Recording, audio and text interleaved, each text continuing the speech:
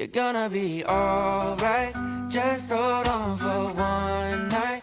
It may take your whole life, but joy comes in the sunrise. Sunrise, just stay there. Good things will come later. God made...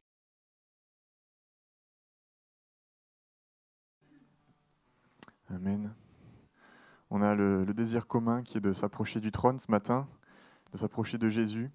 Et je crois qu'on est tous d'accord pour vouloir faire notre maximum pour écouter sa parole et pour la mettre en pratique. Et une parole que nous dit Jésus.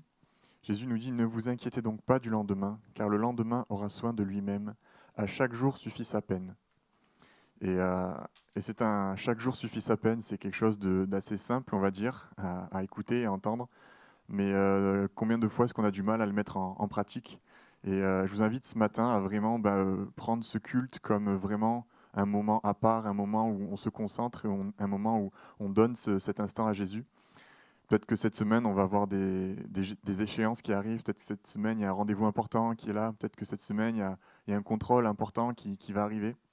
Et on peut peut-être être tenté de penser à ça. On peut peut-être tenté de se soucier de ça. Mais Jésus nous dit « à chaque jour suffit sa peine ». Et alors, je voudrais vous inviter avec Johan à rentrer dans ce moment de louange en pensant uniquement à cet instant, en se concentrant uniquement à ce que Jésus veut nous donner, à ce que Jésus veut faire au milieu de nous ce matin, et qu'on puisse dire, voilà, tout ce qui arrive là, cette semaine, toutes les choses qui peuvent m'inquiéter cette semaine, Seigneur, je te les remets, car aujourd'hui, c'est aujourd'hui, et cet instant, c'est dans cet instant que je veux te louer et t'adorer toi seul. Amen. Bonjour à tous, j'espère que vous allez tous bien. Est-ce que vous êtes motivés ce matin? Réponse honnête, est-ce que vous êtes motivés ce matin? Ok, c'est pas mal, c'est pas mal. Vous avez à se lever pour le Seigneur ce matin? En priant pour ces moments, j'ai eu la réflexion que le Seigneur dit qu'on est des adorateurs en esprit et en vérité. Je ne crois pas que c'est juste la vérité de qui il est, mais aussi notre vérité. Le Seigneur ne demande pas des adorateurs religieux qui le font parce que c'est dimanche. Il ne demande pas des adorateurs superficiels qui le font parce que c'est ce qu'on pense qu'il veut, mais il veut des adorateurs en vérité, en honnêteté. Ce matin, pendant cette louange, je ne vous invite pas à faire parce que c'est dimanche ou parce que c'est ce qu'on doit faire, mais faire avec la vérité de l'honnêteté dans vos cœurs. Si vous ne sentez pas que vous voulez louer le Seigneur, priez. Seigneur, je veux vouloir te louer. Si vous vous sentez fatigué, dites, Seigneur, je vais te louer même si je suis fatigué. Je vous invite parce que c'est lui qui est digne. Il est digne de notre louange, Seigneur.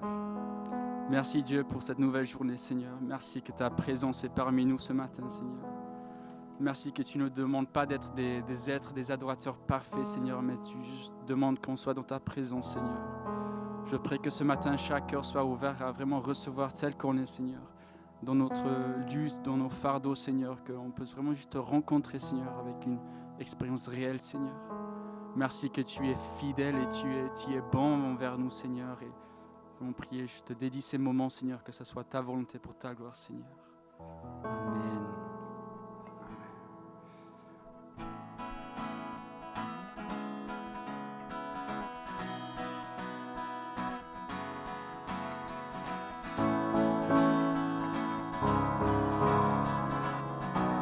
Dieu, tu es ma force. Dieu, tu es ma force et mon chant. Chaque jour, je me confie en toi. Le Tout-Puissant, mon Sauveur règne aux cieux. Dieu, tu es ma force, mon appui, la forteresse où je me réfugie, le rocher qui protège ma vie. Malgré les ténèbres et les dangers qui m'entourent, je lève les yeux pour accueillir ton secours. Je ne craindrai pas si tu veilles sur moi. Je suis venu pour te rencontrer, pour proclamer que tu es fort et puissant, nul ne peut te résister. Sois glorifié, Dieu, tu es fort et puissant, rien n'est impossible à toi, ô roi des rois. Dieu, tu es fort et puissant au-dessus de tous les noms. Nous déclarons que tu es fort et puissant. Oh, oh, oh, oh, oh. Dieu, tu es fort et puissant. Oh, oh, oh, oh. Dieu, tu es ma force. Dieu, tu es ma force et mon chant, mon bouclier et mon libérateur. Le souverain, mon sauveur règne aux cieux. Dieu, tu es ma force, mon appui, mon réconfort et mon plus tendre ami.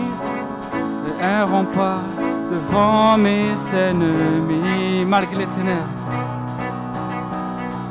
Malgré les ténèbres et les dangers qui m'entourent, je lève les yeux pour accueillir ton secours.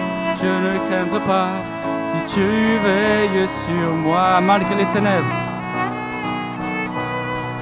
Malgré les ténèbres et les dangers qui m'entourent, je lève les yeux pour accueillir ton secours. Je ne craindrai pas si tu veilles sur moi. Je suis venu pour te rencontrer, pour proclamer que tu es fort et puissant, nul ne peut te résister. Sois glorifié, Dieu, tu es fort et puissant, rien n'est impossible à toi, au roi des rois. Dieu, tu es fort et puissant, au-dessus de tous les noms, nous déclarons que tu es fort et puissant. Oh, oh, oh, oh, oh. Dieu, tu es fort et puissant. Oh, oh, oh.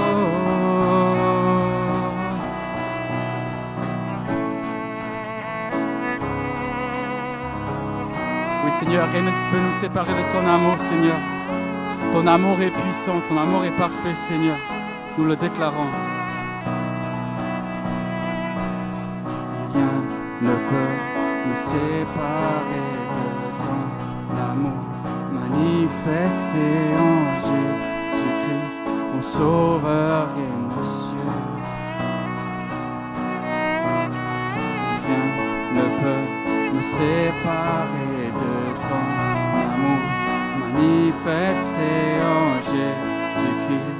Sauveur règne aux cieux, nous déclarons, rien ne peut me séparer de ton amour manifesté en Jésus-Christ, mon Sauveur règne aux cieux. Je suis venu pour te rencontrer, pour proclamer que tu es fort et puissant. Peut te résister, sois glorifié. Dieu, tu es fort et puissant, rien n'est impossible à toi, au roi des rois. Dieu, tu es fort et puissant, plus de tous les noms, nous déclarons que tu es fort et puissant. Oh, oh, oh, oh, oh, oh. Dieu, tu es fort et puissant. Oh, oh, oh, oh. Encore tu es fort et puissant. Oh, oh, oh, oh, oh. Dieu, tu es fort et puissant. Oh, oh, oh, oh. Amen, Seigneur, tu es fort et puissant.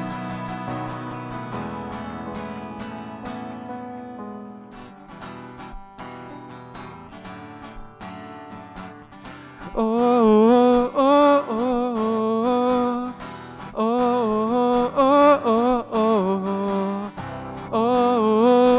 oh, oh, oh, oh, à la croix, tu as déclaré, tout est accompli, payons le prix de chaque vie.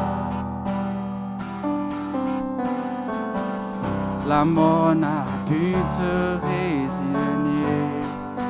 Je sais que tu es reçu, si libéré, racheté, délivré, pardonné, je vivrai désormais pour toi, libéré, libéré, racheté, délivré, pardonné, je vivrai désormais pour toi. Oh, oh, oh, oh, oh, oh, oh, oh, oh, oh, dans mon cœur, tu fais résonner le son de ta voix afin de diriger mes pas. Tu es le rocher de ma foi, Dieu d'éternité, je te suivrai, libéré, racheté, délivré, pardonné, je vivrai désormais pour toi,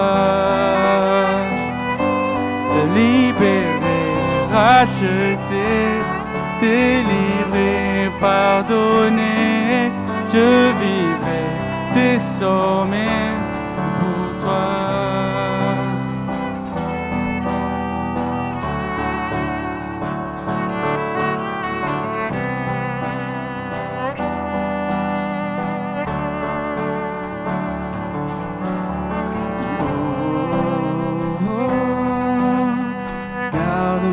Toujours près de toi, oh,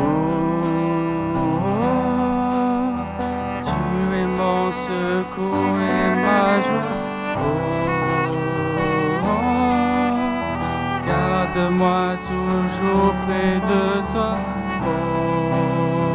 oh, encore garde-moi.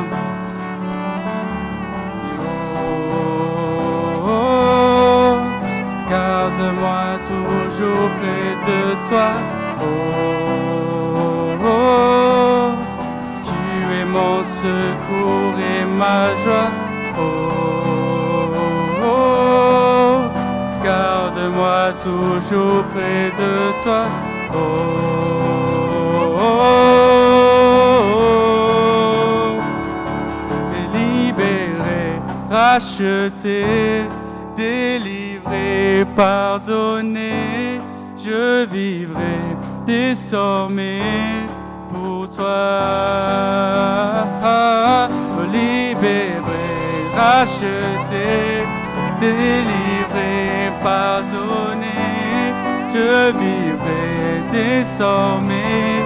Libéré, racheté, délivré, pardonné, je vivrai désormais pour toi, libéré, racheté, délivré, pardonné, je vivrai désormais pour toi.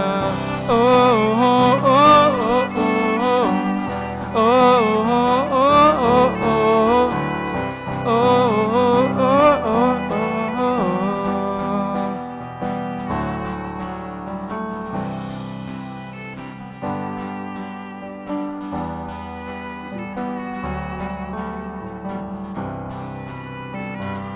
Je propose qu'on rechante le refrain, mais vraiment pense à chaque parole, chaque mot. Libéré, racheté, délivré, pardonné. C'est tout ce que Jésus a fait pour nous, Seigneur. Sans mérite, c'est ce qu'il a fait.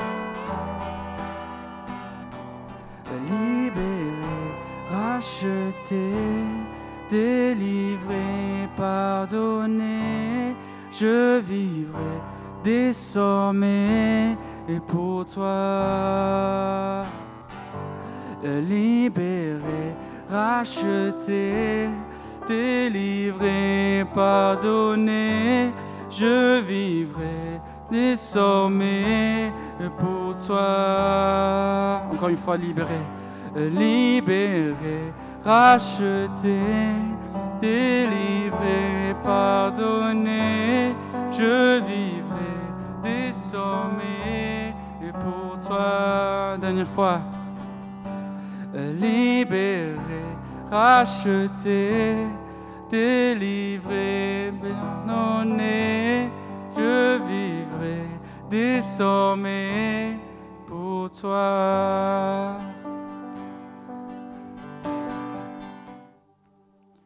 Tu donnes et tu reprends. Tu donnes et tu reprends. Mon cœur choisit te dit, béni soit ton nom. Tu donnes et tu reprends. Tu donnes et tu reprends. Mon cœur choisit te dit, béni soit ton nom. Oh, béni soit ton nom. Oh, béni soit ton nom. Béni soit ton nom pour les richesses dans ce monde.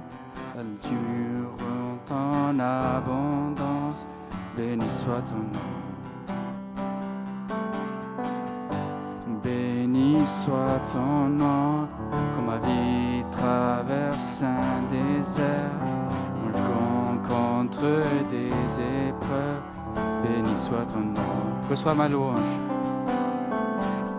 Reçois ma louange en retour pour tous tes bienfaits.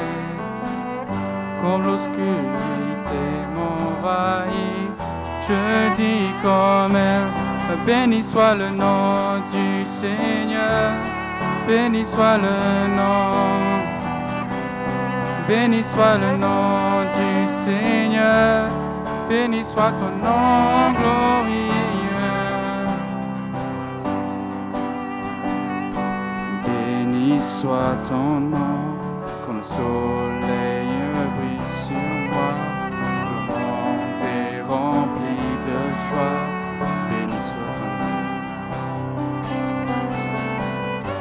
Béni soit ton nom, comme un loup dans tes France, comme un cœur prend un grand pays. Béni soit ton nom. Reçois ma louange en retour pour tes bienfaits. Quand l'obscurité m'envahit, je dis comme elle, oh, béni soit le nom du Seigneur, béni soit le nom, béni soit le nom du Seigneur, béni soit ton nom glorieux. Béni soit le nom du Seigneur, béni soit le nom, béni soit le nom du Seigneur, béni soit ton nom glorieux. Tu donnes et tu reprends, tu donnes et tu reprends, mon cœur choisit te dire, soit ton nom. Tu donnes et tu reprends, tu donnes et tu reprends. Mon cœur choisit te dire, béni. Tu donnes et tu reprends, tu donnes et tu reprends, tu donnes et tu reprends.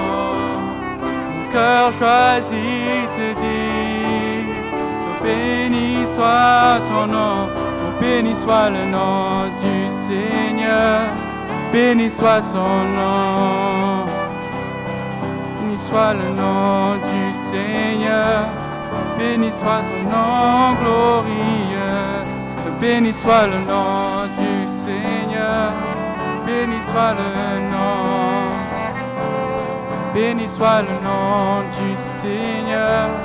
Béni soit ton nom glorieux. Béni soit ton glorieux nom. Béni soit ton nom glorieux. Le nom du Seigneur. Béni soit ton nom. Béni soit le nom du Seigneur. Béni soit ton glorieux nom. Oh, béni soit le nom du Seigneur. Béni soit ton nom, tu es digne. Oh, béni soit le nom du Seigneur. Béni soit ton glorieux nom. Béni soit ton glorieux nom.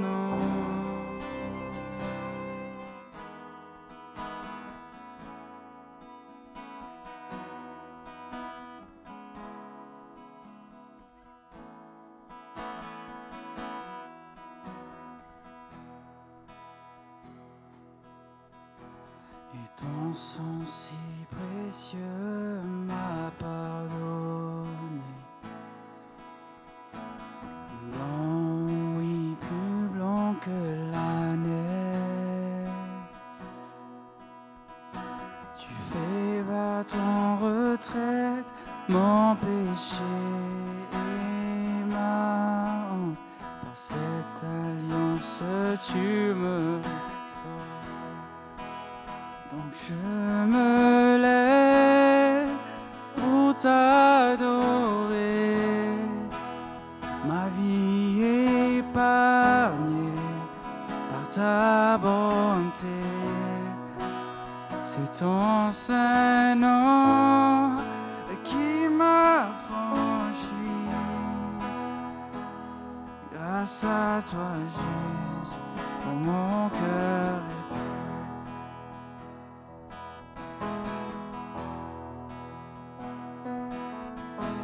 Il a fermé mon cœur dans ta présence. Prends la joie de ton salut. Attire-moi près de toi et sanctifie ma vie. Ton esprit fait toutes choses nouvelles. Donc je me lève pour t'adorer. Ma vie épargnée par ta bonté. C'est ton saint nom qui m'a franchi. Et grâce à toi, Jésus, mon cœur. Donc je me lève pour t'adorer. Ma vie épargnée par ta bonté. C'est ton saint nom qui m'a franchi. Grâce à toi, Jésus, mon cœur est pur. Grâce à toi, Jésus, mon cœur est pur. Oh, grâce à toi, Jésus, mon cœur est pur.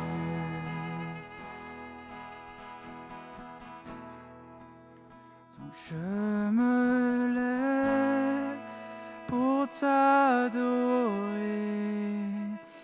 Ma vie épargnée par ta bonté. C'est ton saint nom qui m'a franchi.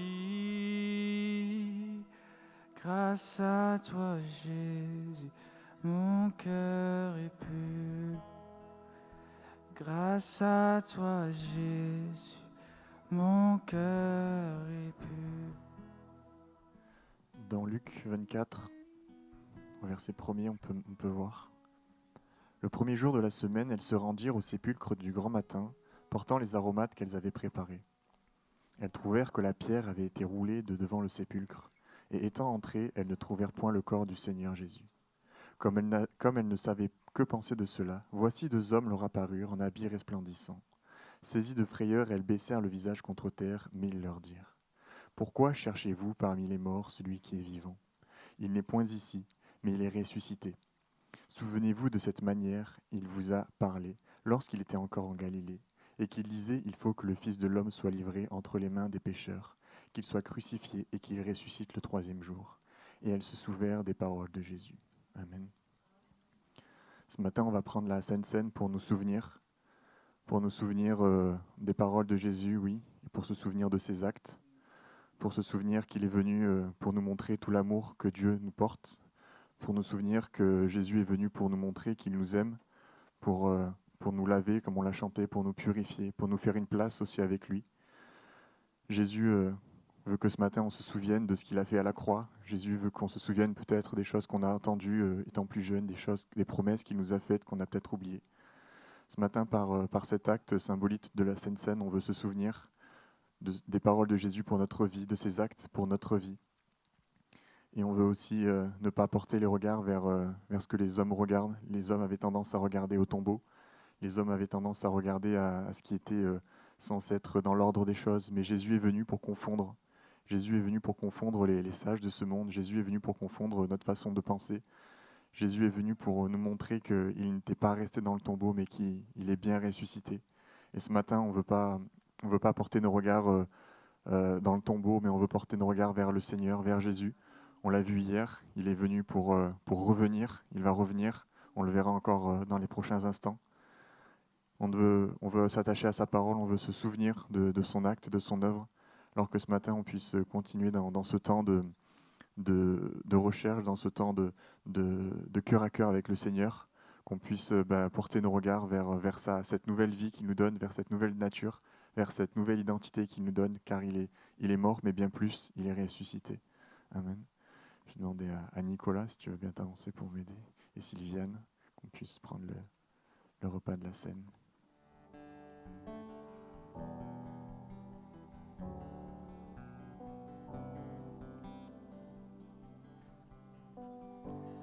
Oh Jésus, mon sauveur, Seigneur, nul n'est comme toi. Jour après jour, je te louerai, car ton amour n'est vrai. On abri, mon abri, mon refuge, mon réconfort, mon rocher. Tout ce qui vit, ce que je suis, ne cesse de t'adorer.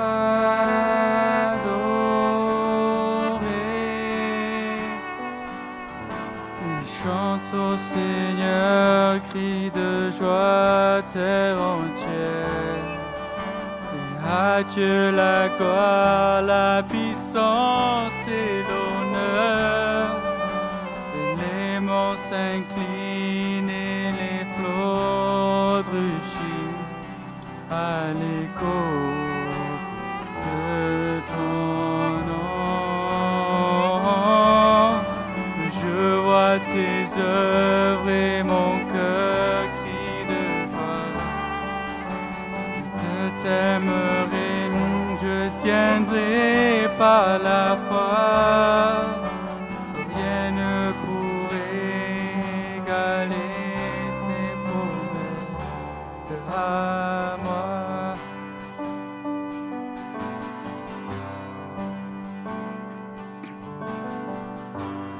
Oh Jésus, mon sauveur, Seigneur, nul n'est comme toi.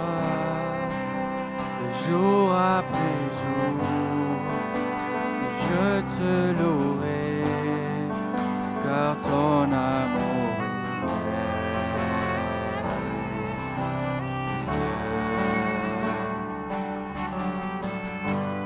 mon abri, mon mon réconfort, mon rocher, de tout ce qui vit, de ce que je suis, ne cesse de t'adorer.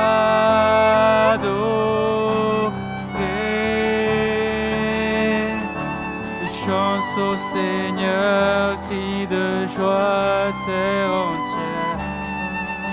Il y a Dieu la gloire, la puissance et l'honneur. Les monts s'inclinent et les flots rugissent à l'écho de ton nom. Je vois tes œuvres et mon cœur crie de joie. Je t'aimerai, je tiendrai par la foi. Rien ne pourra égaler tes promesses. Rien ne pourra. Rien ne pourra égaler tes promesses. Rien ne pourrait égaler tes promesses pour moi.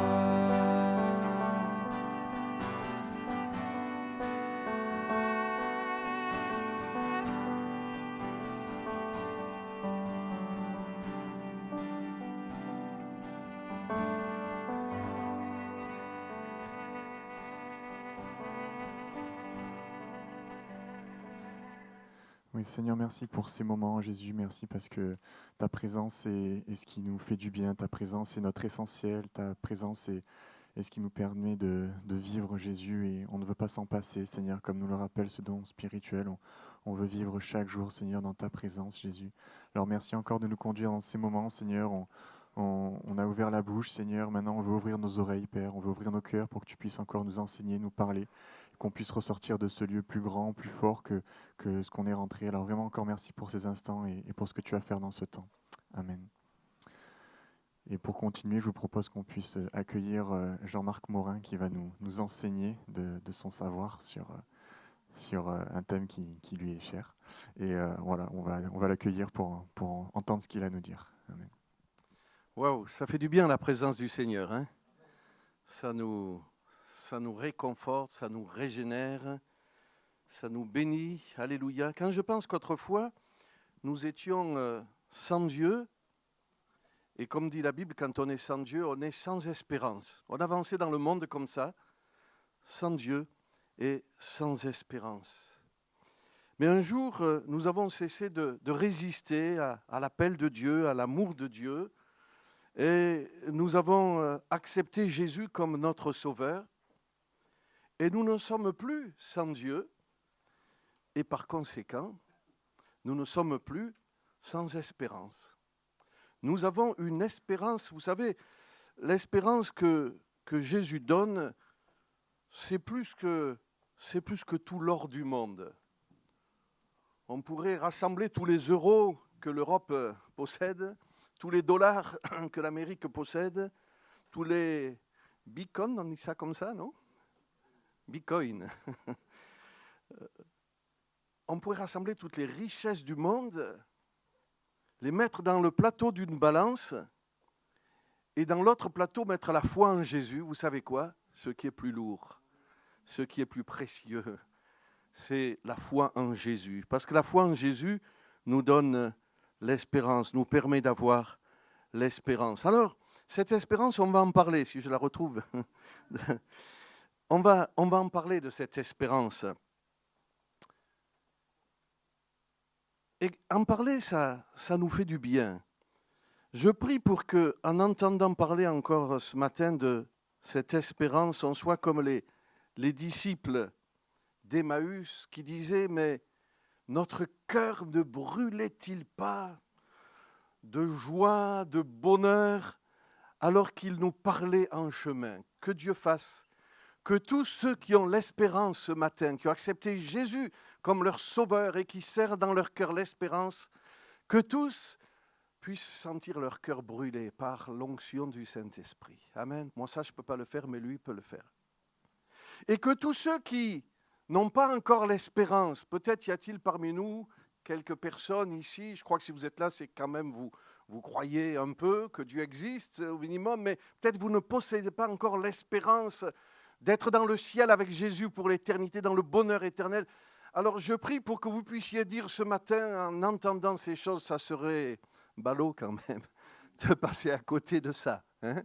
Ça serait dommage, oui c'est plus correct de le dire comme ça serait dommage de passer à côté de ça. Alors ouvrez votre cœur à Jésus et dites-lui, Jésus, viens dans mon cœur. Parce que si tu viens dans mon cœur, tu vas y placer la foi et l'espérance. Alléluia. Jésus revient, on va parler de l'espérance. Alors tout d'abord, j'aimerais vous dire que Jésus est venu. Jésus est déjà venu une première fois sur la terre.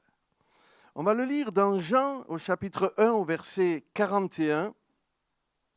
Il alla tout d'abord voir son frère Simon et lui dit, « Nous avons trouvé le Messie. » Israël attendait la venue de Jésus, la venue du Messie. Ça faisait longtemps que des prophètes s'étaient levés et avaient annoncé la venue de Jésus. Puis pendant 400 ans, il y a eu un silence, plus de prophètes qui parlent de la venue du Messie. Et les gens attendaient. Et puis on a appris qu'une grand-mère était enceinte. C'est étonnant, hein? Une grand-mère, connue de tout le monde, était enceinte. Et alors que les gens pouvaient constater que son ventre s'arrondissait, ils ont entendu dire que son mari avait vu un ange lui apparaître et lui avait annoncé la venue d'un prophète. Et quand l'enfant est né, et quand il a grandi, et quand on a vu qu'il se tenait dans le désert, habillé avec un manteau de poil, annonçant la venue du Messie, certains se sont interrogés, on dit, mais il dit des choses étonnantes. Repentez-vous, préparez-vous, le Messie vient. Alors des gens sont allés le voir en disant, est-ce que c'est toi, le Messie? Il a dit, non, c'est pas moi. Moi, je suis que celui qui l'annonce, je ne suis même pas digne de délier le lacet de ses baskets. Ce n'était pas dit tout à fait comme ça, la courroie de ses chaussures. Mais j'actualise, vous voyez. Et un jour, alors que des gens s'attachaient à lui parce qu'il parlait du Messie, de nouveau un prophète parle du Messie, il avait des disciples, des gens qui l'écoutaient. Un jour, il a vu passer un jeune homme de Nazareth là-bas, Jésus. Et il a dit, voici l'agneau de Dieu. Il rajoutera qui ôte le péché du monde. Voici le Sauveur, voici le Messie. Alors deux de ses disciples, il y avait André et un autre qui ne dit pas son nom, mais on pense que c'est Jean, parce que c'est lui l'auteur de l'évangile de Jean. Il était discret, Jean. Et entendant cela, ils voient Jésus de Nazareth passer, ils le suivent. Et Jésus, sentant qu'on le suivait, se retourne et dit, que cherchez-vous? Alors il dit, Rabbi, ce qui veut dire enseignant, maître, où habites-tu? Alors Jésus dit, venez. Il les a pris chez lui et ils sont restés un certain temps là. Je ne sais pas ce qu'ils se sont dit, mais en sortant de cet entretien, André va voir Simon et lui dit, nous avons trouvé le Messie. Et j'aimerais vous dire ce matin, et on est plusieurs, on est nombreux à pouvoir dire ça ce matin, nous avons trouvé le Messie, nous avons trouvé le Sauveur et nous possédons une formidable espérance. Il est venu une première fois. Et pourquoi est-il venu? Eh bien, il est venu pour qu'on connaisse l'amour de Dieu. Pour qu'on sache que malgré tout, malgré ce que nous sommes, avec nos qualités nombreuses, mais aussi nos défauts, avec nos bonnes actions et nos actions plus honteuses dont on ne voudrait pas parler, malgré nos péchés, Dieu nous aime. Et il veut nous délivrer comme nous l'avons chanté en commençant ce culte. Il veut pardonner nos péchés et rendre notre cœur pur comme nous l'avons chanté en terminant ce moment d'adoration. Il est amour. Il ne vient pas pour nous juger, pour nous condamner. Il vient pour nous sauver. Béni soit son nom. C'est pour cela que Jésus est venu. Il a parlé de l'amour de Dieu. Bien que l'homme ait tourné le dos à Dieu dans le jardin d'Éden, désirant être leur propre Dieu, leur propre guide, disant en mangeant le fruit de la connaissance du bien et du mal à Dieu, c'est pas à toi de nous dire ce qui est bien et ce qui est mal, désormais c'est nous qui allons décider. C'était ça cet acte de rébellion finalement. Et beaucoup de gens aujourd'hui ne croient pas en Dieu parce qu'ils veulent être leur propre Dieu. Ils veulent que ce soit eux-mêmes Dieu et que Dieu n'ait pas à leur dire fais ceci, ne fais pas cela. Mais Dieu est amour, et bien que l'homme lui ait tourné le dos, eh bien Dieu a envoyé le Sauveur, le Seigneur Jésus. Et pourquoi est-il venu ?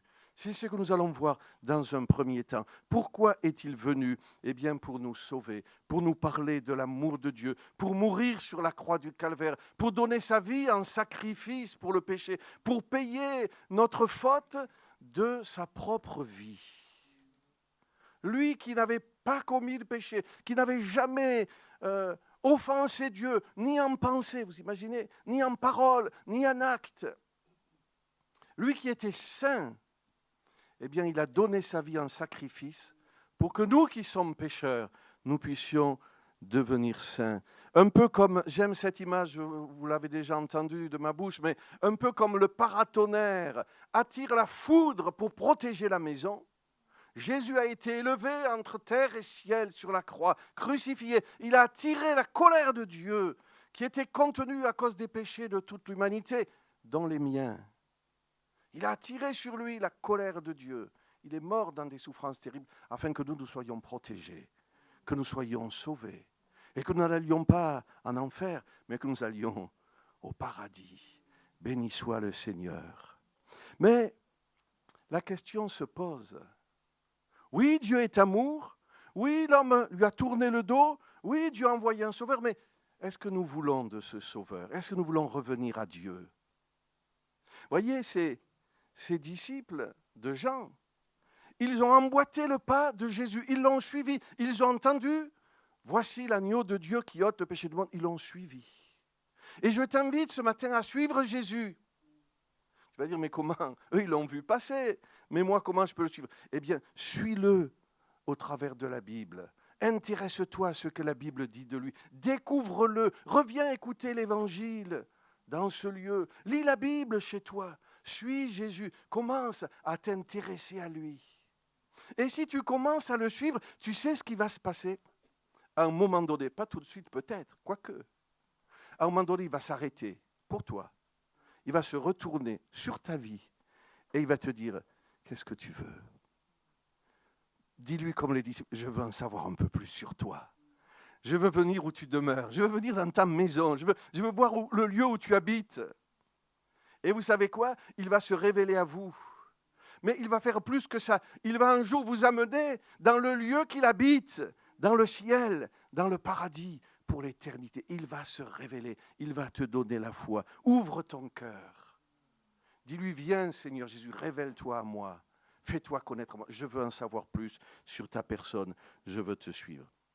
Et ce Jésus que Pierre, c'est Pierre qui entend André lui dire, nous avons trouvé le Messie. Et André va le conduire à Jésus. Et alors que Pierre, ce grand apôtre, vous savez, l'apôtre Pierre, celui que l'Église catholique appelle le premier pape, beaucoup le connaissent, ce Pierre. Il émerge un peu du lot quand même.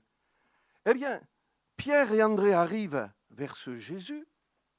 Jésus le regarde. Il ne s'est jamais rencontré.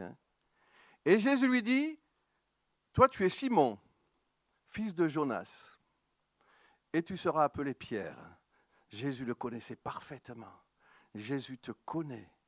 Et si tu t'intéresses à lui, il va se faire connaître à toi. Jésus est venu.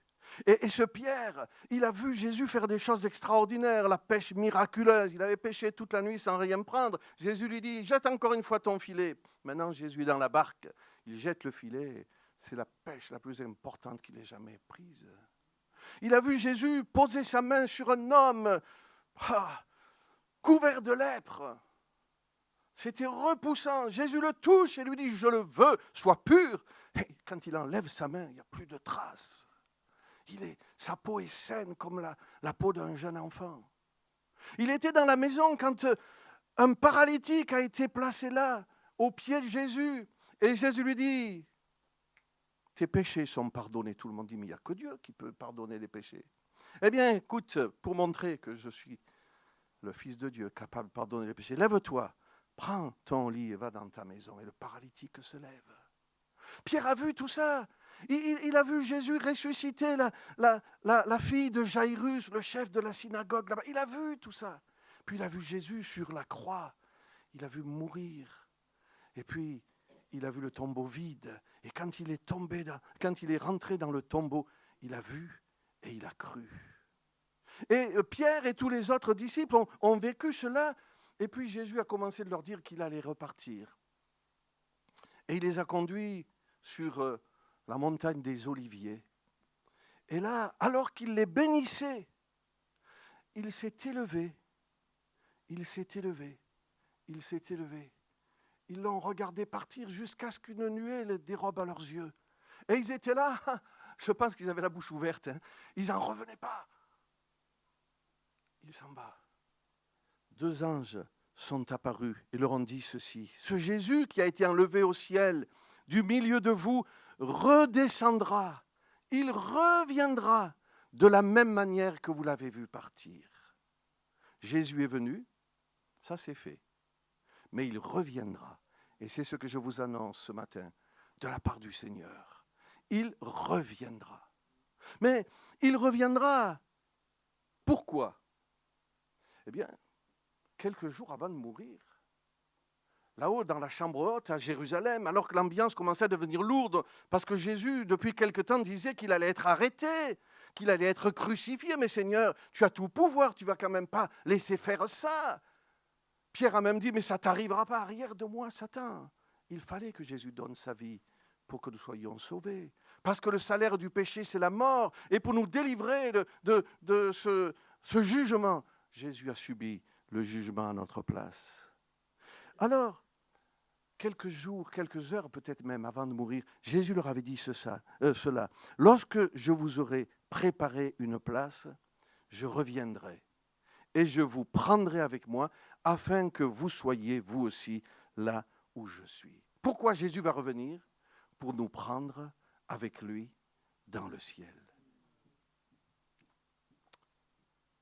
Un peu avant de mourir sur la croix, à un moment donné, Jésus a prié. Et cette prière était une prière intense. Il s'adressait à Dieu son Père et il dit ceci, « Père, mon désir est que ce que tu m'as donné, il parle de ses disciples et de tous ceux qui ont cru en lui, donc de vous, si vous avez cru en lui, que tous ceux que tu m'as donnés soient avec moi, là où je serai, et qu'ils contemplent ma gloire, celle que tu m'as donnée parce que tu m'as aimé avant la fondation du monde. » Pourquoi Jésus revient ? Pour nous prendre avec lui et pour que nous puissions voir qui il est, que nous puissions voir sa gloire. Amen. Il vient pour que cette espérance qu'il nous a laissée dans sa parole puisse devenir réalité. Dans les Corinthiens, au chapitre 15 et au verset 19, l'apôtre Paul dit ceci, « Si c'est seulement pour la vie présente que nous avons mis notre espérance en Christ, nous sommes les plus à plaindre des hommes. » Jésus ne nous donne pas la foi simplement pour qu'on ait une vie plus facile sur la terre. Écoute, tu as un problème, tu pries et je viens à ton secours. Il ne nous a pas sauvés, il n'est pas mort sur la croix juste pour que, eh bien, quand ça ne va pas, nous soyons un peu consolés. Non.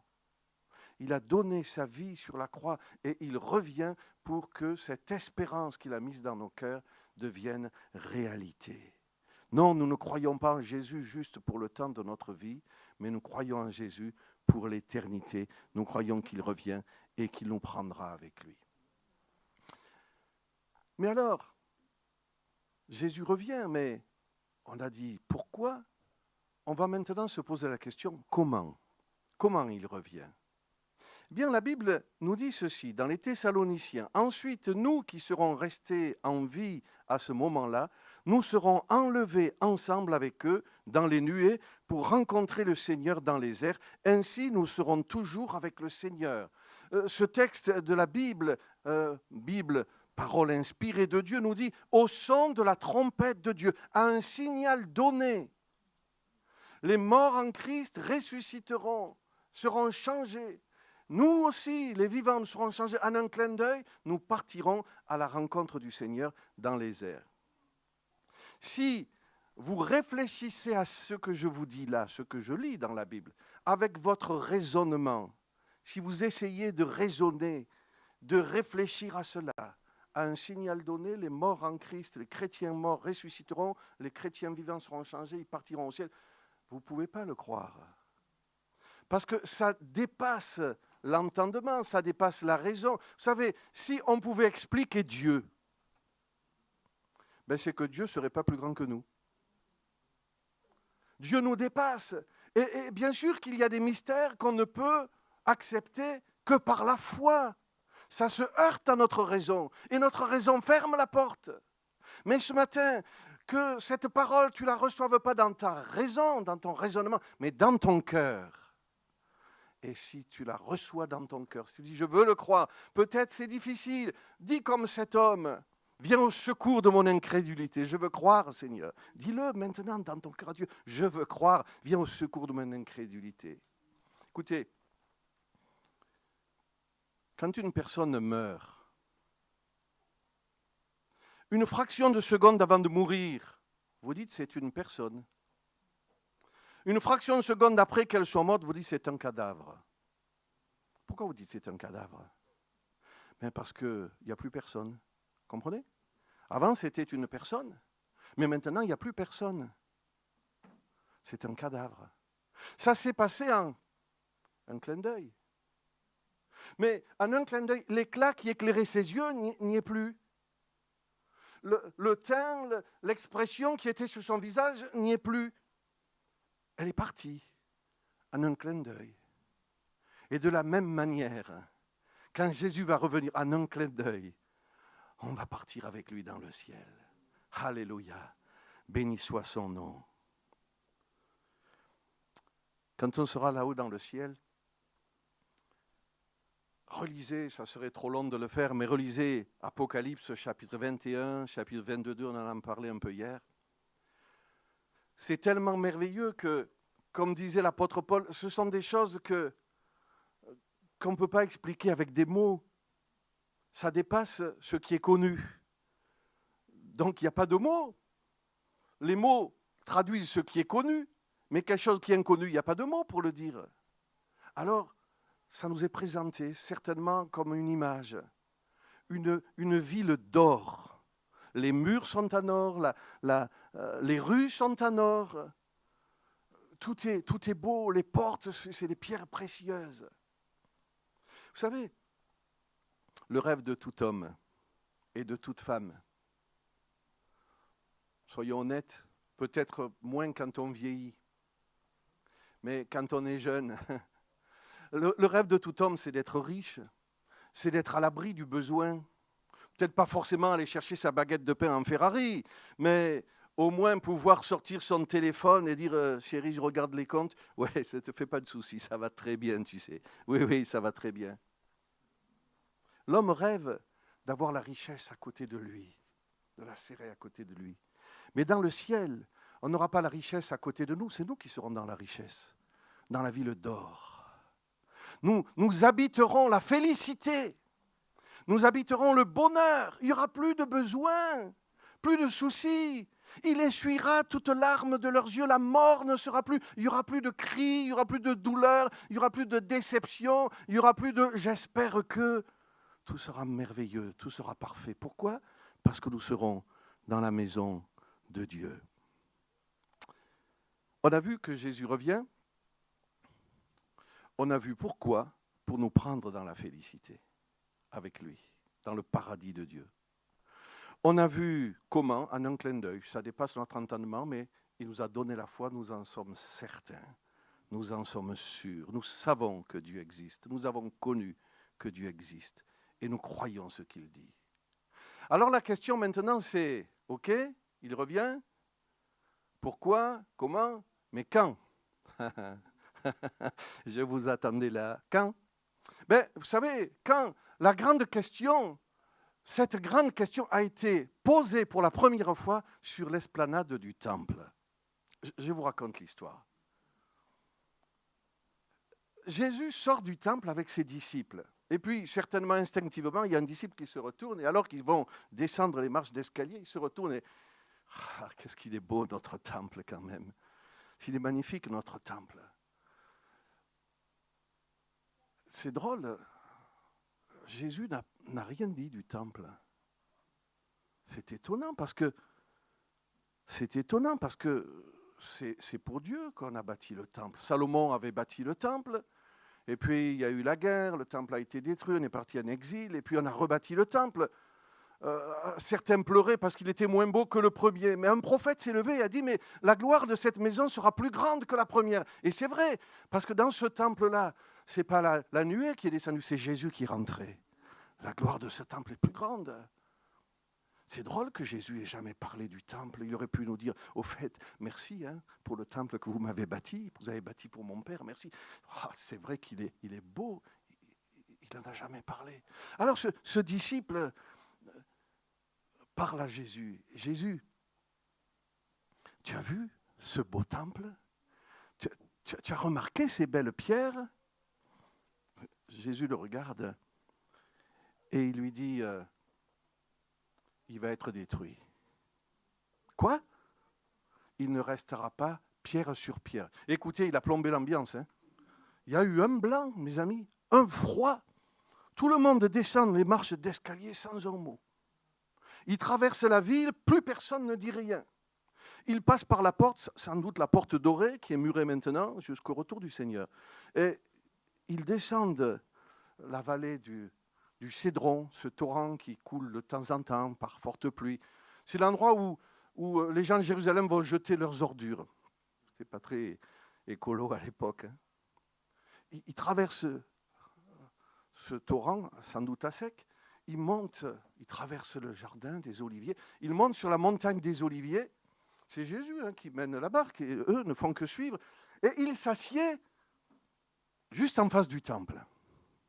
Quand vous êtes sur la montagne des Oliviers, en ligne de mire, enfin aujourd'hui c'est... Mais à l'époque c'était le temple. Les disciples s'assiedent et il y en a un qui s'approche et qui dit « Dis-nous, quand se produira-t-il et quel signe annoncera ta venue et la fin du monde ?» Vous avez compris ?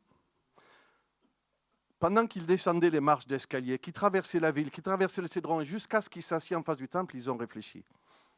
Et ils ont dit, attends, si notre temple est détruit, c'est que notre ville sera prise, sera détruite. Ça sera vraiment la fin du monde. Donc, Jésus a prévu quelque chose quand même. Et ils disent, Seigneur, quand cela se produira-t-il, dis-nous quel sera le signe qui annoncera ta venue et la fin du monde. Parce qu'ils croient que Jésus va rétablir Israël. La tente de David va être relevée, le royaume de David va être rétabli. Quand? Et là, Jésus va donner des signes. Il va donner des signes pour son retour. Il parle de guerre. Il dit il y aura des guerres. Oui, bon, c'est pas d'hier. Mais il dit quelque chose d'étonnant. Il dit, vous entendrez parler de guerre et de bruit de guerre. Vous savez, autrefois, quand il y avait la guerre de l'autre côté de la planète, personne ne le savait, que ceux qui étaient concernés. Maintenant, il y a une roquette qui part du Liban sur Israël, le monde entier le sait dans la seconde. Elle a à peine explosé que le monde le sait et le voit à la télévision. Vous entendrez parler de bruit de guerre. Il y aura des tremblements de terre. Oui, il y en a eu depuis longtemps, mais interrogez les scientifiques, ils vous diront qu'il y en a quand même de plus en plus. Vous allez dire, si vous n'avez pas trop la foi, oui, mais maintenant on a les machines très sensibles qui... Oui, mais ils vous diront l'intensité est de plus en plus forte. Il y aura des famines. Aujourd'hui, on sait qu'il y a des famines sur la Terre, mais au XXe siècle, on était sûr que passé l'an 2000, plus personne n'aurait faim sur la planète. Tu es sûr qu'avec l'arrivée des engrais, des pesticides, vous savez, plus de mauvaises herbes, plus de mauvaises bestioles. On va nourrir la planète entière, puis des machines, des tracteurs démesurés. Et pourtant, on est en 2026 et il y a des famines sur la terre. Jésus leur dit aussi comme signe, il y aura de la violence, comme au temps de Noé. La terre était pleine de violence. Les gens pensaient dès le matin qu'au mal. Je crois que c'est Rotaillot qui disait il y a quelque temps, après qu'il y a eu un drame, un jeune qui a poignardé un autre jeune, il disait, notre société fabrique des barbares. Et il disait, je ne sais pas pourquoi. On éduque les enfants, on éduque les jeunes, on communique des valeurs, des savoirs. On n'a jamais été autant intelligent dans le sens éduqué qu'aujourd'hui, au XXIe siècle. Et on parle d'ensauvagement de la société. Il y a de plus en plus de violence. Jésus l'a dit. Ça sera comme du temps de Noé. Et puis, il a donné d'autres signes. Et je voudrais m'arrêter sur les 2 derniers signes qui sont passés au vert dans notre génération. Ceux que nos grands-parents ou nos arrière-grands-parents n'ont pas connus. Ceux pourquoi ils disaient, ces signes-là, ils ne sont pas encore validés, ce n'est pas encore arrivé. Mais notre génération peut dire oui, c'est validé. Aujourd'hui, tous les signes sont passés au vert. Les 2 derniers signes. Jésus avait dit, cette bonne nouvelle du royaume de Dieu sera proclamée dans le monde entier pour que tous les peuples en entendent le témoignage, alors seulement viendra la fin. Jésus est en train de leur dire, je ne viendrai pas tant que tous les continents n'auront pas reçu l'évangile. Eh bien aujourd'hui c'est fait. Les missionnaires sont arrivés. L'évangile est arrivé sur les 5 continents. Il n'y a pas un pays où l'évangile n'a pas été prêché. Alors, pour ne pas avoir d'ennui avec votre pasteur, qui est président de l'action missionnaire, je précise, je ne suis pas en train de dire qu'il ne faut plus envoyer des missionnaires, monsieur le pasteur. Il faut continuer d'envoyer des missionnaires parce qu'il y a encore ce qu'on appelle des peuples non atteints.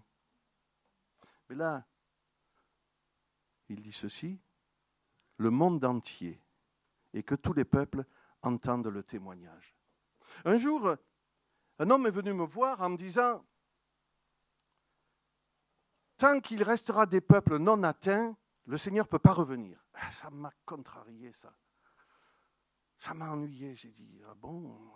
Ben oui, parce que tous les peuples, alors viendra la fin. Alors j'ai dit, Seigneur, attends, il y a quelque chose là. Parce qu'on n'a pas fini le travail encore. Et puis, j'ai lu dans Apocalypse au chapitre 7, il y a une multitude de gens en vêtements blancs, avec des harpes à la main, ou des palmes à la main. Et un des anciens, des 24 anciens, qui fait partie donc des anciens d'Israël et des anciens de l'Église, les 12 tribus, les 12 apôtres, dit, mais tu ne sais pas qui sont ces gens qui viennent en vêtements blancs, là, en train d'adorer le Seigneur? Il dit non. Eh bien, ils viennent de la grande tribulation. Ils ont refusé la marque de la bête. Et ils ont été fidèles jusqu'à mourir. Et ils auront part au ciel. Et dans ce texte où il nous est dit qu'après l'enlèvement de l'Église, dans la grande tribulation, des gens vont revenir à la parole, se poser des questions et se convertir, eh bien, la Bible nous précise, j'aime ces 4 mots, vous savez, c'est le point cardinal de la mission, des hommes de toute langue, toute tribu, tout peuple, toute nation. La Bible nous dit, Jésus nous dit dans l'Apocalypse que pendant la grande tribulation, il y a des gens de tout peuple, toute tribu, toute langue, toute nation qui se convertiront. Donc Jésus peut venir maintenant. Alléluia. L'évangile est arrivé au bout du monde. Dans tous les pays, il peut venir. Aujourd'hui, à l'heure où je vous parle par Internet, eh bien, l'évangile fait le tour de la terre plusieurs fois en 24 heures. Hein.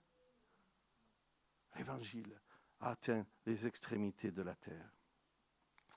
Un autre signe qui a été validé, Jésus dit ceci, que l'exemple du figuier vous serve d'enseignement. Quand ces rameaux deviennent tendres et que ces feuilles poussent, vous savez que l'été est proche. De même, quand vous verrez tous ces événements, sachez que le Fils de l'homme est proche, comme à la porte de la ville. Vraiment, je vous assure que cette génération-ci ne passera pas jusqu'à ce que tout cela vienne à se réaliser.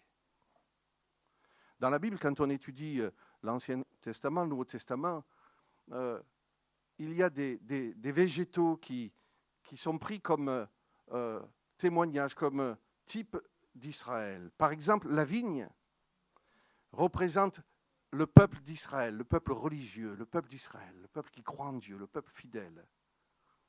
Vous lirez dans l'Ancien Testament, Dieu parle plusieurs fois de sa vigne. C'est d'ailleurs pour ça que Jésus, quand il vient, il dit « Je suis le vrai cep ». Parce que la vigne, on la plante pourquoi la vigne? Pas pour manger. Hein. Enfin si, on peut manger du raisin, mais ce n'est pas pour se nourrir. C'est pour faire du vin, ça apporte de la joie. Il ne faut pas en exagérer, avec modération. Hein. Mais quand même, ouvrir une bonne bouteille quand on reçoit des amis, c'est quand même une joie. Jésus a fait la joie de Dieu. Dieu a pu dire en lui, j'ai trouvé tout mon plaisir. Et puis, il y a le figuier. Et le figuier, c'est le symbole d'Israël en tant qu'État. La vigne, c'est l'Israël religieux. Le figuier, c'est l'Israël politique, en tant qu'État. Vous connaissez l'expression « vous vous inviterez sous la vigne et sous le figuier ». C'est-à-dire, vous vous réjouirez dans un pays qui est en paix, dans un contexte serein, sécure. Vous savez la première fois que la Bible parle du figuier? Ouais. C'est dans Genèse chapitre 3. Hein. Après la chute, ils ont eu peur. Ils ont eu honte. Même le jardin d'Éden n'est plus un endroit sûr. Parce que le serpent les a trompés. Et ils vont cacher leur nudité avec des feuilles de figuier. Ce n'est pas la feuille de vigne comme on représente parfois. Hein. C'est des feuilles de figuier. Eh bien, Jésus dit ceci. Quand vous voyez le figuier au printemps, vous savez que l'été est proche. Quand est-ce que le figuier Israël est venu à l'hiver? Quand est-ce que ça a été l'hiver du figuier? Eh bien, quand le temple a été détruit, hein, c'est en l'an 70 de notre ère. Le temple a été détruit, Jérusalem a été détruite par les Romains. Israël a été grand nombre de morts, les autres dispersés parmi les nations. Et l'État d'Israël, ou le royaume d'Israël, a disparu. Le figuier est en hiver. Il n'y a plus de feuilles, il n'y a plus de fruits. Et puis, quand est-ce que le printemps est arrivé pour le figuier? Vous connaissez la date? 1948. Israël redevient un État reconnu sur la planète. Et voilà que Jésus dit ceci. Quand vous verrez le figuier repousser, les rameaux qui deviennent tendres, les feuilles qui poussent, vous savez que l'été est proche. Ça sera quoi l'été d'Israël? Ça sera le millénium. Au moment où c'est la récolte, c'est la pleine saison. C'est ce qu'on a attendu pendant toutes les saisons. Jésus revient. Et Jésus dit ceci. Quand vous verrez ces choses, quand vous verrez le printemps arriver sur le figuier, sachez que le Fils de l'homme est proche comme aux portes de la ville. Et il rajoute quelque chose qui nous intéresse. Il dit vraiment, je vous assure que cette génération-ci, c'est-à-dire pas la génération des disciples, Jésus n'est pas revenu encore, mais cette génération qui verra le printemps du figuier, cette génération ne passera pas jusqu'à ce que tout cela vienne à se réaliser. Alors, je ne vais pas vous dire le jour et la date. Je ne vais même pas vous dire l'année. Et puis de toute façon, quand bien même j'essaierai de le faire, vous savez, quand Dieu a décidé d'envoyer le déluge, eh bien, on a vu un homme qui a battu tous les records de longévité, Mathushéla. Il a vécu 969 ans. Personne n'a vécu aussi vieux que lui. Et pourquoi il a vécu 969 ans, Mathushela? Eh bien, quand il est né, ses parents ont prophétisé en donnant son nom. Ils ont dit, on va l'appeler Mathushela. Et Mathushela, ça veut dire après lui le jugement. Et l'année où il est mort, le déluge est arrivé. C'est pour ça qu'il a vécu si longtemps. Parce que Dieu patientait, patientait, patientait. Parce que Dieu est amour. Et quand bien même on essaierait de dire Jésus va venir là, Dieu est maître et souverain, il fait ce qu'il veut. Pierre disait même, il patiente en voulant que personne ne périsse. Mais quand même, Jésus a dit ça, et on peut le prendre comme un encouragement. Cette génération ne passera pas que tout cela n'arrive. Ben, ceux qui ont vu 1948, quel âge ils ont aujourd'hui? Vous êtes forts en maths? En tout cas, ils ne sont pas très jeunes quand même. Hein? Pardon, pour ceux qui ont des cheveux blancs. Mais vous savez, pour qu'une génération qui a vu quelque chose disparaisse, il faut à peu près 100 ans, parfois un peu plus. Il y a quelques années, un 11 novembre, les journalistes disaient ceci, la génération des poilus a disparu. Vous savez, les poilus, c'était les soldats de la Grande Guerre. Pourquoi la génération des poilus est passée? Parce que le dernier poilu est mort. Alors cette génération est passée. Vraiment, je vous assure que cette génération qui a vu 1948, enfin, la renaissance du figuier, ne passera pas jusqu'à ce que tout cela vienne à se réaliser. Jésus revient bientôt. On va terminer, arriver sur le dernier point sur lequel je passerai rapidement parce qu'on l'a déjà abordé. Mais on a vu qu'il revient pour nous prendre avec lui, on a vu qu'il revient très bientôt, que tous les feux sont au vert, tous les signes qu'il a donnés, il n'y en a aucun qu'on puisse dire « Ah ben ça ne s'est pas encore réalisé ». Tous sont réalisés. Il peut venir à tout moment. Maintenant, il revient pour faire quoi? Eh bien, pour régner. Il viendra chercher son Église pour l'enlever au ciel, mais il va revenir sur la terre pour régner.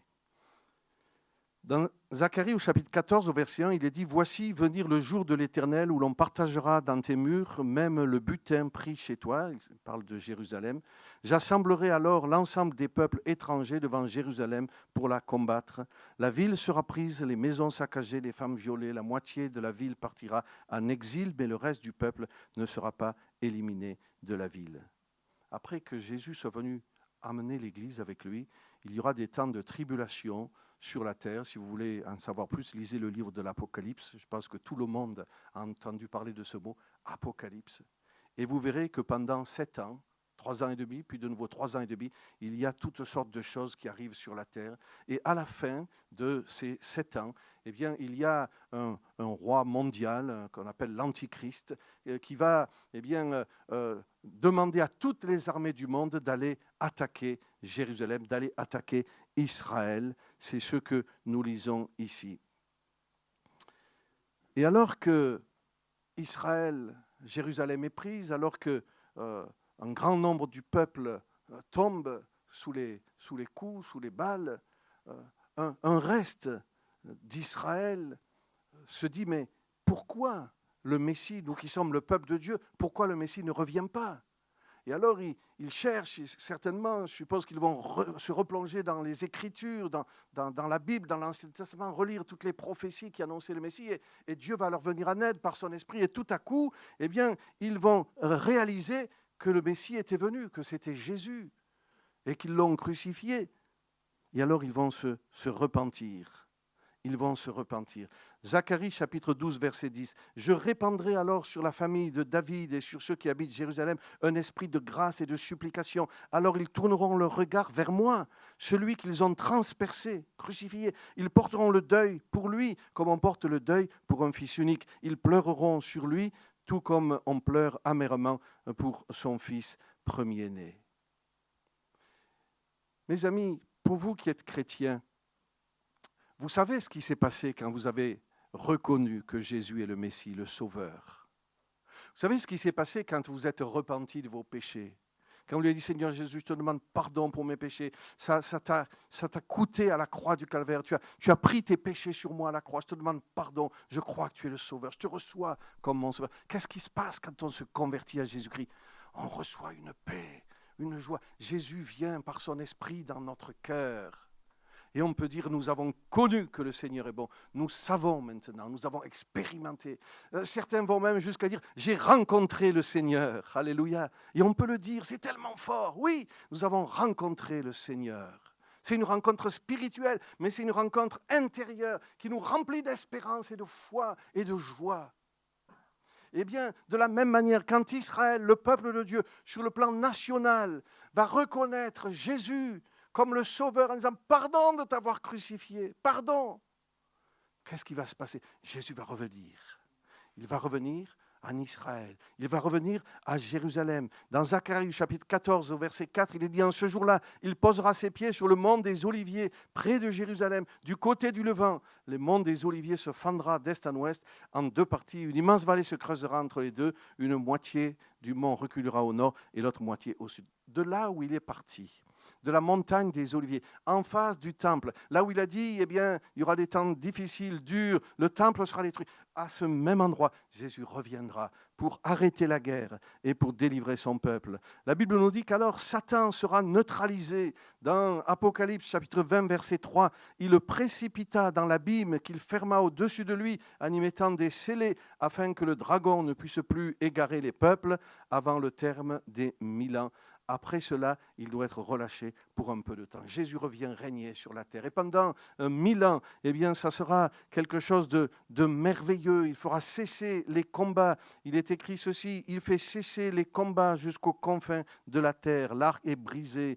Béni soit le Seigneur. Ça sera 1000 ans de paix. La nature elle-même sera transformée. Il est dit, le loup vivra avec l'agneau, la panthère reposera aux côtés du chevreau, le veau et le lionceau, le bœuf à l'engrais seront ensemble et un petit enfant les conduira. Les vaches et les ours brouteront côte à côte. Alléluia. Tout sera changé dans la nature. Moi, j'ai une fille qui, lorsque je disais cela, elle disait « Ah, j'irai faire des câlins aux tigres, ou j'irai caresser la crinière des lions. » Oui, ça sera super, c'est vrai. Mais vous savez, il y a bien plus super que ça. Parce que aujourd'hui, quand on regarde la nature, on dit « La nature est belle. » Oui, la nature est belle. Mais elle est marquée aussi par le péché. Elle est aussi... Parlez-en à la souris. Moi, j'aime bien mon chat, mais pas les souris. Enfin, je veux dire que les souris n'aiment pas mon chat. Et c'est vrai que la nature est belle. Mais en même temps, elle est marquée par le péché. Mais quand Jésus va revenir, prendre possession de la terre, quand il va venir régner pendant 1000 ans, tout sera merveilleux, comme ça l'était dans le jardin d'Éden. Et puis, lorsque 1000 ans sont accomplis, Satan est délié. Et là, il va à nouveau tenter les hommes, non pas les chrétiens. Bien sûr que non, nous serons avec le Seigneur, puisque nous avons déjà régné avec lui. Mais il va tenter les autres et il va essayer de leur faire croire que si c'était lui qui était sur le trône à Jérusalem, à la place de Jésus, ça serait mieux. Et donc les armées vont de nouveau essayer d'investir la ville de Jérusalem. Mais là, la colère de Dieu va se manifester et du souffle de sa bouche, il arrêtera cette guerre qu'on appelle la guerre de Gog et de Magog. Et puis arrive les temps de la fin, le jugement dernier. Dans l'Apocalypse au chapitre 20, au verset 12, « Je vis les morts, les grands et les petits, comparaissant devant le trône. Des livres furent ouverts. » Ce sont des livres de souvenirs. Vous savez, parfois on a entendu des gens nous rendre ce témoignage, des gens qui ont vu la mort de près, dans un accident. Ils ont vu comme le film de leur vie passer en une seconde. Ils ont vu les étapes importantes de leur vie. Eh bien, quand ce sera le jugement dernier, des livres seront ouverts. Tout ce qu'on aura fait et dit sera là. Pas pour les chrétiens, parce que ceux qui ont accepté Jésus comme leur sauveur, leurs péchés ont été placés sur Jésus à la croix. C'est pour ça qu'il est mort, dans des souffrances terribles. Il ôte les péchés. Voici l'agneau de Dieu qui ôte les péchés du monde. Il efface. Mais pour les autres, eh bien, la bouche de chacun sera fermée, parce que de toute évidence, les péchés seront mis à jour. On ouvrit aussi un autre livre, le livre de vie. Les morts furent jugés, chacun d'après ses actes, suivant ce qui est écrit dans les livres de Dieu. En conclusion, je dirais que, et c'est la conclusion de la Bible, dans le dernier livre de l'Apocalypse, il est écrit, le témoin qui affirme ces choses déclare, oui, je viens bientôt. Jésus revient bientôt. Jésus vient chercher ceux qui lui ont donné son cœur. Jésus vient chercher son Église. Et la Bible dit, quand Jésus va venir, un sera pris, l'autre laissé. De deux personnes qui seront dans un lit, une sera prise et l'autre laissée. De deux personnes qui seront au travail, un sera pris, l'autre laissé. Mais par rapport à quoi? Bien, par rapport à ceux qui ont le Sauveur dans leur cœur, qui ont accepté Jésus. C'est pourquoi je voudrais terminer, pas prolonger ce moment, mais je voudrais faire un appel. Et je voudrais inviter peut-être ceux qui n'ont pas encore l'espérance. Peut-être que tu crois en Dieu parce que tu ne peux pas imaginer que la terre s'est faite toute seule, que cette beauté est venue à partir de rien et du hasard.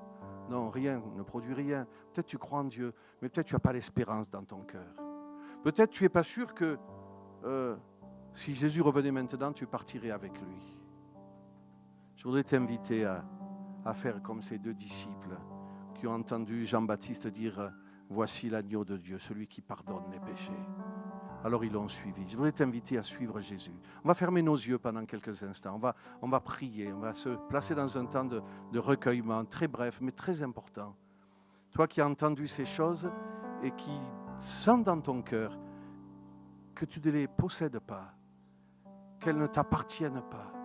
Toi qui ne peux pas dire dans ton cœur, je sais que lorsque Jésus viendra, il me prendra avec lui. Je sais que mes péchés ont été pardonnés. Je sais que Jésus est mon sauveur. Toi qui ne peux pas encore le dire avec assurance, je voudrais t'inviter à faire une prière. Adresse-toi à celui qui a dit ces choses. Adresse-toi à Jésus. Et tu peux faire cette prière dans ton cœur et lui dire, Jésus, je viens à toi. Jésus, je te demande pardon pour mes péchés. Je reconnais que je suis un pécheur comme les autres. Je te demande de me pardonner.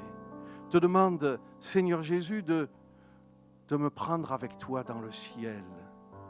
Je te demande de me donner la foi et l'espérance, de rassurer mon âme et mon cœur.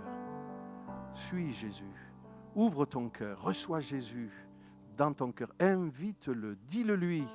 Dis-lui, Seigneur, viens dans mon cœur, enlève le péché et sauve-moi. Seigneur, l'espérance que décrit ta parole est plus merveilleuse que tous les rêves des hommes. On n'aurait pas pu imaginer quelque chose de plus beau que de vivre éternellement, sans souci, sans douleur, sans peine, dans la présence de Dieu.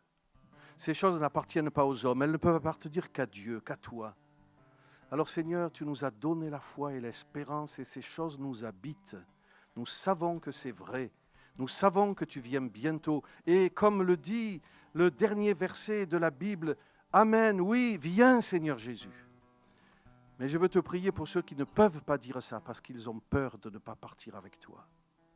Alors Seigneur, je te prie maintenant de faire ton œuvre dans leur cœur par la puissance du Saint-Esprit. Seigneur, au-delà de ce que j'ai pu dire maladroitement, Seigneur, toi, par ton esprit, tu peux convaincre, tu peux toucher le cœur. Merci d'agir maintenant. Ouvre ton cœur et dis au Seigneur, fais ton œuvre dans mon cœur. Je me repens de mes péchés, donne-moi la foi. Viens dans mon cœur, Seigneur Jésus. Merci parce que tu le fais, Seigneur. Amen. You're gonna be alright. Just hold on for one night.